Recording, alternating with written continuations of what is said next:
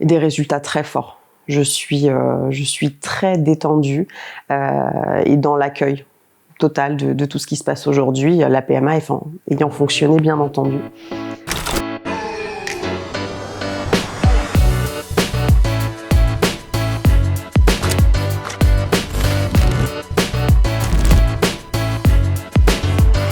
J'ai une chance extraordinaire, c'est d'accompagner des personnes merveilleuses à transformer des choses dans leur réalité. C'est-à-dire, j'accompagne aussi bien des enfants, des adolescents qui ont besoin de se sentir mieux, donc on joue à se déshypnotiser de certains soucis, ou même de s'hypnotiser vers quelque chose de meilleur parfois, mais c'est plutôt la déshypnose qui prend le dessus, je dois dire, et notamment en PMA, c'est ma deuxième casquette, qui depuis un certain temps fait partie de ma vie, car moi-même j'ai vécu ce parcours.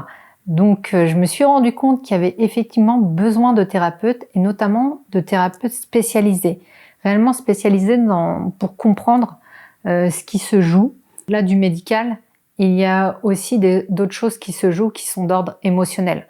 Parfois, il y a des blocages dans notre tête, dans notre cœur, parfois des liens qu'on a qui sont liés au passé par rapport à la maternité, parfois une peur aussi de l'avenir. J'ai vu des personnes qui avaient peur, par exemple, d'accoucher et qui tombaient jamais enceintes. Et c'est incroyable, une fois cette peur enlevée, tout d'un coup, ça s'est mis à avoir des enfants. Donc, comme quoi, en tout cas, il y a des choses qui se passent dans une autre dimension, qui est la sphère émotionnelle. On prend en urgence tout ce qui est le domaine médical, et je pense qu'il est important de prendre aussi en urgence tout ce qui est le paramètre du bien-être. Si on est bien aussi dans ce qu'on fait, forcément le résultat aussi s'envoie transformer. Ce que j'adore, c'est quand les gens sortent d'une séance et que je vois leur épanouissement, la manière de sourire, la manière dont ils tiennent leurs épaules, la manière dont ils parlent.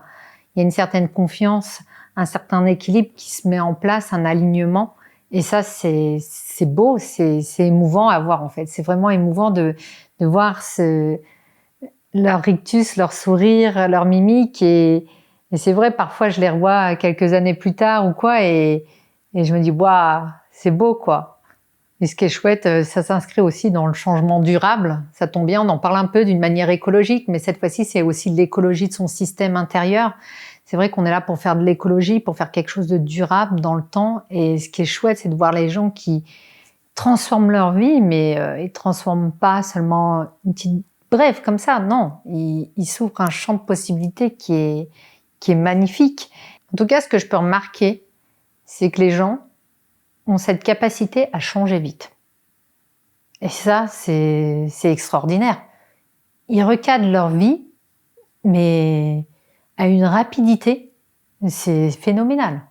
J'ai rencontré Frédéric quand je me suis sentie réellement prête à m'engager dans mon processus de PMA et de FIV. J'avais déjà rencontré l'hypnose auparavant, mais pas de cette manière-là. Là, j'avais besoin effectivement d'une femme avec un certain regard et cette bienveillance-là, hein, c'est vraiment ce qui m'amène à travailler avec elle. Le fait qu'elle soit si attentive et avec une réelle compréhension de ce qu'on vit, de ce qu'on noue, hein, femme parcourant la PMA. Il y a un réel retour et des résultats très forts. Je suis très détendue et dans l'accueil total de tout ce qui se passe aujourd'hui, la PMA ayant fonctionné bien entendu. Je me suis mise à recevoir plein de gens par rapport à la PMA quand j'étais enceinte, tu vois, et recevoir des gens quand toi leur souffrance, c'est justement de pas tomber enceinte et que toi t'es là avec ton gros bide de femme enceinte. Mais en fait, c'était une belle projection aussi parce que je leur parlais en tant que future maman, quoi. Et je leur disais ce que je vivais. En fait, je leur transmettais des choses que je vivais, du style, ouais, quand tu vas ressentir dans ton ventre, comment ça bouge, comment ça fait ci, mais c'était tout ce que je vivais, quoi. Je leur parlais des fois de trucs trop abusés, la nausée.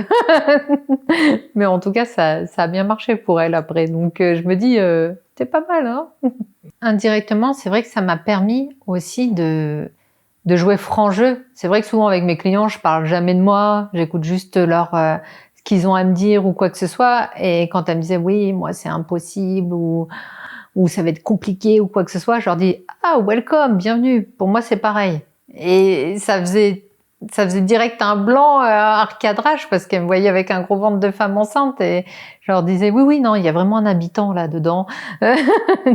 et ça permettait en fait de dire bah voilà, on peut te dire peut-être que ce sera pas facile pour toi, mais pas facile ne veut pas dire impossible. Frédéric a fait la différence sur l'appréhension, je dirais. Parce qu'effectivement, un parcours PMA, c'est très difficile et le monde médical est très difficile et on rencontre pas forcément cette compréhension-là et la réponse à nos questions. Et il y a un vrai moment qui se pose de besoin de se centrer, de se calmer et d'accepter. C'est certainement le plus gros travail et c'est là que Frédéric rentre en scène parce qu'effectivement elle m'a aidée à m'aligner et à lâcher prise avec ce qui allait se passer. Et finalement, je pense vraiment que tout au long du parcours PMA, qui est un parcours médical quand même très lourd, eh bien, le fait de lâcher prise et d'être dans l'accueil de ce qui se passe, de ce qui arrive, permet au système, peut-être, au corps, de mieux accueillir et peut-être de réussir une FIV du premier coup.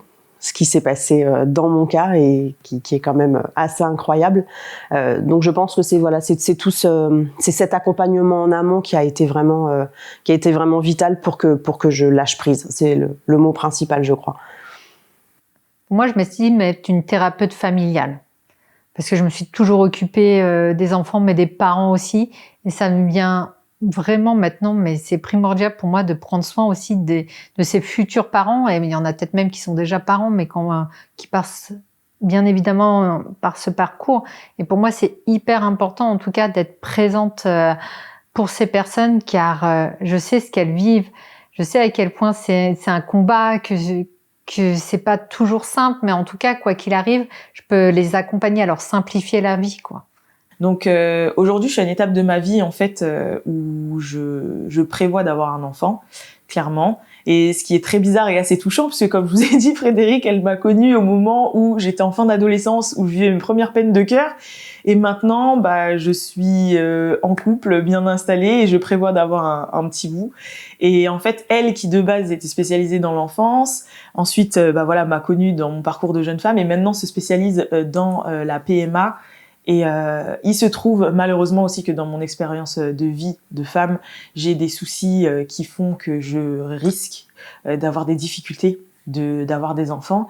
Et du coup, c'est pour ça que je le prends encore plus comme un signe, moi, le fait que Frédéric se spécialise dans ça et que moi j'entame aussi cette aventure de vie.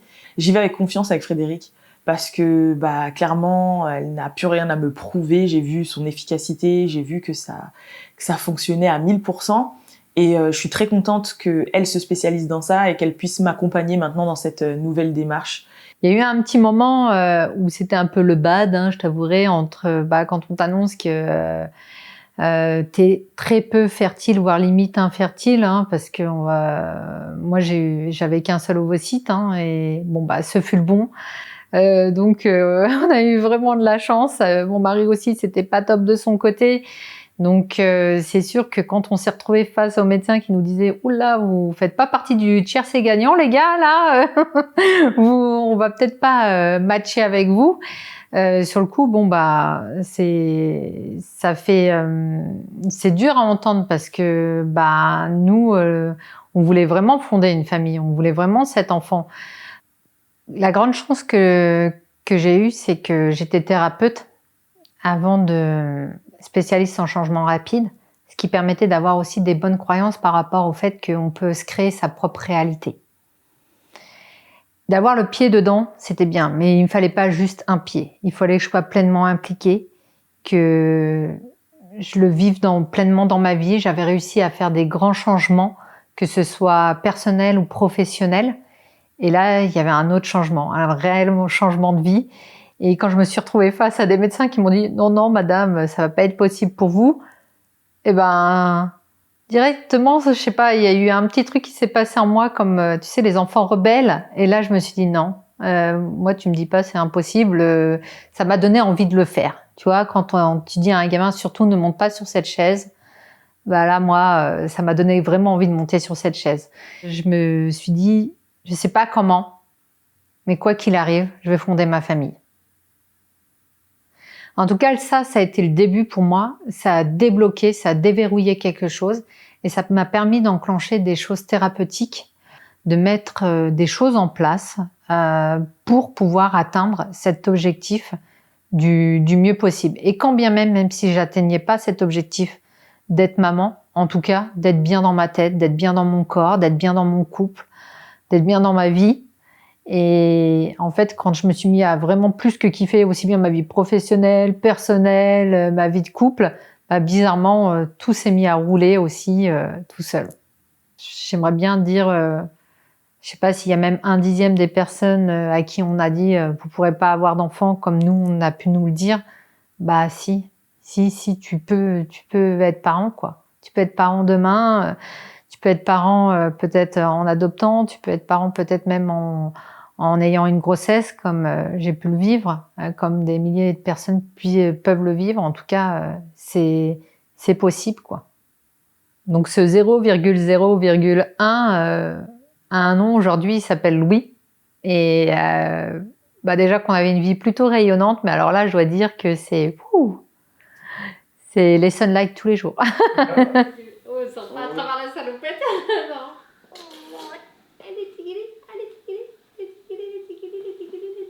Pour moi, ce qui est important, c'est vraiment se libérer, s'amuser, prendre du plaisir. Et c'est magnifique de prendre du plaisir, de trouver que tout est chouette, de s'émerveiller en fait.